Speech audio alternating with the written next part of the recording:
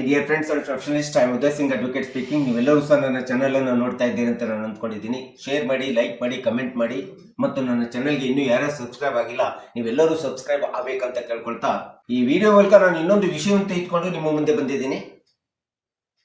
ಇವತ್ತು ನಾನು ಆಯ್ಕೆ ಮಾಡ್ಕೊಂಡಿರ್ತಕ್ಕಂಥ ವಿಷಯ ಅಂತಂದ್ರೆ ನೋಂದಣಿ ಆಗದೇ ಇರುವಂತ ಕರಾರು ಪತ್ರ ಅಥವಾ ಖರೀದಿ ಪತ್ರಗಳನ್ನ ಸಾಕ್ಷಿ ಪುರಾವೆ ಎಂದು ಪರಿಗಣಿಸಬೇಕಂತೇಳಿ ಸುಪ್ರೀಂ ಕೋರ್ಟ್ ಒಂದು ಮಹತ್ವದ ತೀರ್ಪನ್ನು ಹೇಳಿದೆ.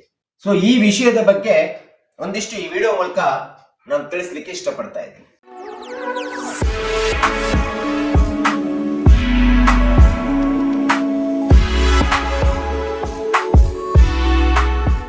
ಸೊ ಇವತ್ತಿನ ದಿನಗಳಲ್ಲಿ ನಾವು ಬಹಳಷ್ಟು ಭೂಮಿ ಇರ್ಬೋದು, ಮನೆ ಇರ್ಬೋದು, ಓಪನ್ ಸೈಟ್ ಇರ್ಬೋದು, ಒಟ್ಟಾರೆ ಇಮೂವೇಬಲ್ ಪ್ರಾಪರ್ಟಿ ಅಂತ ಏನಿದೆ, ಈ ಇಮೂವೇಬಲ್ ಪ್ರಾಪರ್ಟಿಯನ್ನ ನಾವು ಅಗ್ರಿಮೆಂಟ್ ಮೂಲಕ, ಸೇಲ್ ಡೀಡ್ ಮೂಲಕ, ಸೇಲ್ ಅಗ್ರಿಮೆಂಟ್ ಮೂಲಕ ಖರೀದಿ ಮಾಡತಕ್ಕಂಥದ್ದು ನಾವು ಸಹಜವಾಗಿ ನಾವು ನೋಡ್ತಾ ಇದ್ದೀವಿ. ಇಂಥ ಒಂದು ಖರೀದಿ ಮಾಡಿರುವಂತ ಆಸ್ತಿ ಸಹಜವಾಗಿ ನಾವೇನ್ ಮಾಡ್ತೀವಿ, ನೋಟ್ರಿ ಹತ್ರ ರಿಜಿಸ್ಟರ್ ಮಾಡಿ ನೋಟ್ರಿ ಹತ್ರ ಮಾತ್ರ ನೋಟ್ರೈಸ್ ಮಾಡಿಸ್ತೀವಿ. ಆದ್ರೆ 1908ರ ರಿಜಿಸ್ಟ್ರೇಷನ್ ಆಕ್ಟ್ ಸೆಕ್ಷನ್ 17 ಪ್ರಕಾರ ನಾವು ಬಹಳಷ್ಟು ಇಂಥ ಒಂದು ಅಗ್ರಿಮೆಂಟ್ ಮೂಲಕ, ಸೇಲ್ ಅಗ್ರಿಮೆಂಟ್ ಮೂಲಕ ಖರೀದಿ ಮಾಡಿದಂತ ಆಸ್ತಿಗಳನ್ನ ನಾವು ರಿಜಿಸ್ಟ್ರೇಷನ್ ಮಾಡಿಸೋದಿಲ್ಲ, ಅದನ್ನ ಹಾಗೆ ನಾವು ಖರೀದಿ ಮಾಡ್ಕೊಂಡಿರ್ತೀವಿ.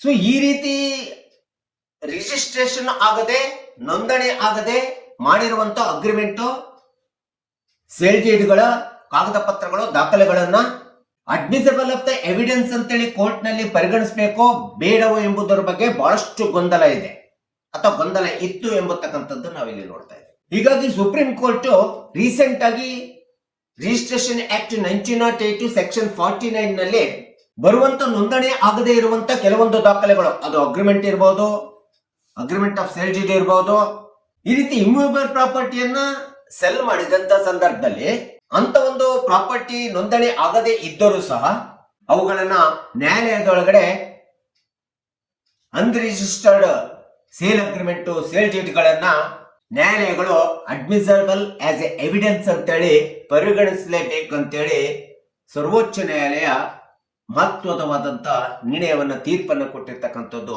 ನಾವಿಲ್ಲಿ ನೋಡ್ತಾ ಇದ್ದೀವಿ. ಅದು 6/11/2025ರಲ್ಲಿ. ಯಾಕೆಂದ್ರೆ ರಿಜಿಸ್ಟ್ರೇಷನ್ ಆಕ್ಟ್ 1908 ಸೆಕ್ಷನ್ 49 ಪ್ರಕಾರ ಈ ರೀತಿ ಸೇಲ್ ಅಗ್ರಿಮೆಂಟ್, ಸೇಲ್ ಡೀಡ್ಗಳು ಸಹಜವಾಗಿ ಮಾಲೀಕತ್ವವನ್ನು ವರ್ಗಾವಣೆ ಮಾಡೋದಿಲ್ಲ, ಮಾಡಲಿಕ್ಕೆ ಸಾಧ್ಯವಿಲ್ಲ. ಮಾಲೀಕತ್ವದ ವರ್ಗಾವಣೆ ಇದ್ರ ಪ್ರಕಾರ ಆಗ್ಲಿಕ್ಕೆ ಸಾಧ್ಯ ಇಲ್ಲ ಅಂತೇಳಿ ಹೇಳಿದ್ರು ಸಹ ಇದೇ ಸೆಕ್ಷನ್ 49 ಒಳಗಡೆ ಪ್ರಾವಿಷನ್ ಇದೆ.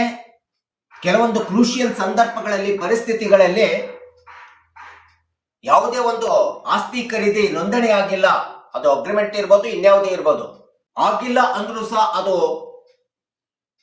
ಒಂದು ಸಾಕ್ಷ್ಯ ಪುರಾವೆ ದಾಖಲೆ ಅಂತೇಳಿ ಪರಿಗಣಿಸ್ಬೇಕಂತೇಳಿ ಸುಪ್ರೀಂ ಕೋರ್ಟ್ ತನ್ನ ನಿರ್ಣಯದಲ್ಲಿ ಹೇಳಿರ್ತಕ್ಕಂಥದ್ದು ನಾವಿಲ್ಲಿ ಕಾಣಬಹುದು.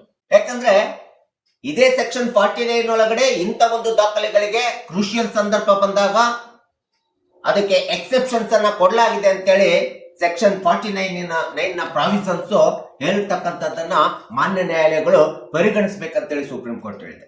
ಯಾಕಂದ್ರೆ ಯಾವುದೇ ಒಂದು ಆಸ್ತಿ ಕೊಲೆಟ್ರಲ್ ಟ್ರಾನ್ಸಾಕ್ಷನ್ ಮೂಲಕ ವ್ಯವಹಾರ ಆಗಿತ್ತು, ಕೊಲೆಟ್ರಲ್ ಟ್ರಾನ್ಸಾಕ್ಷನ್ ಇದ್ದು ಖರೀದಿ ಆಗಿದೆ ಅಂತ ಸಂದರ್ಭದೊಳಗಡೆ ಅಂತ ಒಂದು ಆಸ್ತಿಯನ್ನ ನೋಂದಣಿ ಮಾಡಿಸತಕ್ಕಂಥದ್ದು ಅವಶ್ಯಕತೆ ಇಲ್ಲ ಎಂಬತಕ್ಕಂಥದ್ದು ಈ ಒಂದು 1908 ರಿಜಿಸ್ಟ್ರೇಷನ್ ಆಕ್ಟ್ ಸೆಕ್ಷನ್ 49 ನಲ್ಲೂ ಸಹ ಹೇಳತಕ್ಕಂಥದ್ದು ನಾವಿಲ್ಲಿ ಕಾಣ್ತಾ ಇದ್ದೀವಿ. ಇಂಥ ಒಂದು ದಾಖಲೆಯ ಮೇಲೆ suit for specific performance contract ಅನ್ನ ಕೇಸನ್ನು ಹಾಕಿದಂತ ಸಂದರ್ಭದಲ್ಲಿ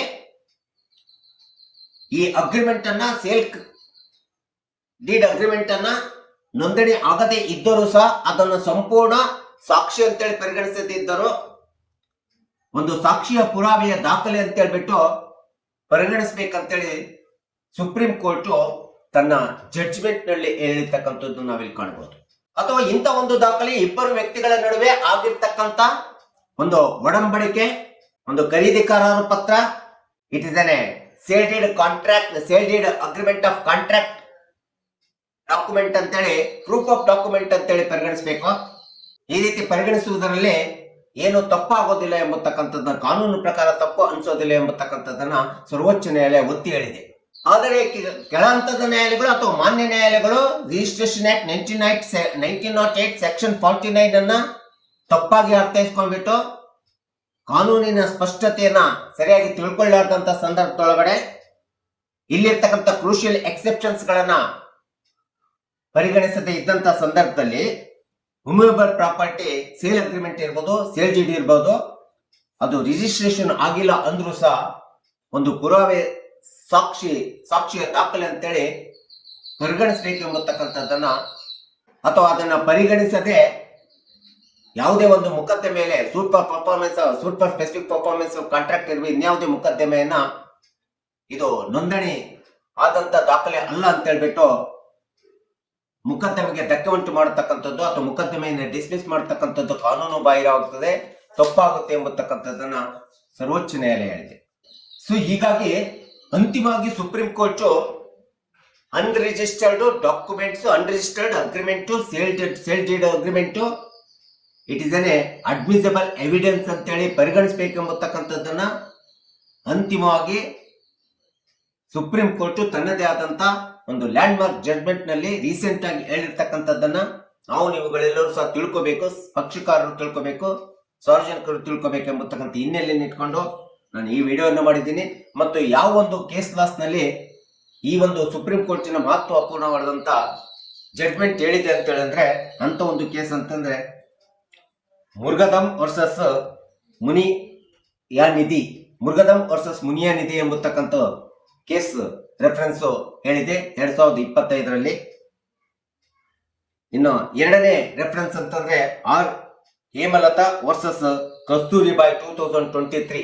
ಈ ಎರಡು ಕೇಸ್ ಲಾಸ್ ಅನ್ನ ನೋಡಿದಾಗ ಯಾವುದೇ ಒಂದು ಅಗ್ರಿಮೆಂಟ್ ರಿಜಿಸ್ಟರ್ಡ್ ಆಗಿಲ್ಲ, ನೋಂದಣಿ ಆಗಿಲ್ಲ ಅಂದ್ರೂ ಸಹ ಅದನ್ನ ಸಾಕ್ಷಿ ಪುರಾವೆ ಅಂತೇಳಿ ಪರಿಗಣಿಸಬೇಕೆಂಬತಕ್ಕಂಥದ್ದನ್ನ ಈ ಎರಡು ಕೇಸ್ ಲಾಸ್ ನಲ್ಲಿ ಸರ್ವೋಚ್ಚ ನ್ಯಾಯಾಲಯ ಸುಪ್ರೀಂ ಕೋರ್ಟ್ ತೀರ್ಪನ್ನು ಕೊಟ್ಟಿರ್ತಕ್ಕಂಥದ್ದು ನಾವೆಲ್ಲರೂ ಸಹ ತಿಳ್ಕೋಬೇಕೆಂಬತಕ್ಕಂಥ ಹಿನ್ನೆಲೆಯನ್ನು ಇಟ್ಕೊಂಡು ನಾನು ಈ ವಿಡಿಯೋನ ನಿಮ್ಮ ಮುಂದೆ ಹೇಳಿದ್ದೀನಿ. ದಯವಿಟ್ಟು ನನ್ನ ವಿಡಿಯೋ ಇಷ್ಟ ಆಗಿದ್ರೆ ಶೇರ್ ಮಾಡಿ, ಲೈಕ್ ಮಾಡಿ, ಕಮೆಂಟ್ ಮಾಡಿ ಮತ್ತು ನನ್ನ ಚಾನೆಲ್ಗೆ ಇನ್ನೂ ಯಾರ್ಯಾರು ಸಬ್ಸ್ಕ್ರೈಬ್ ಆಗಿಲ್ಲ ನೀವೆಲ್ಲರೂ ಸಬ್ಸ್ಕ್ರೈಬ್ ಆಗಬೇಕಂತ ಕೇಳ್ಕೊಳ್ತಾ ಇವತ್ತಿನ ವಿಷಯಕ್ಕೆ ವಿರಾಮ ಹೇಳ್ತೀನಿ. ಇನ್ನೊಂದು ವಿಷಯವನ್ನು ತೆಗೆದುಕೊಂಡು ನಿಮ್ಮ ಮುಂದೆ ಬರ್ತೀನಿ. ಜೈ ಹಿಂದ್, ಜೈ ಕರ್ನಾಟಕ.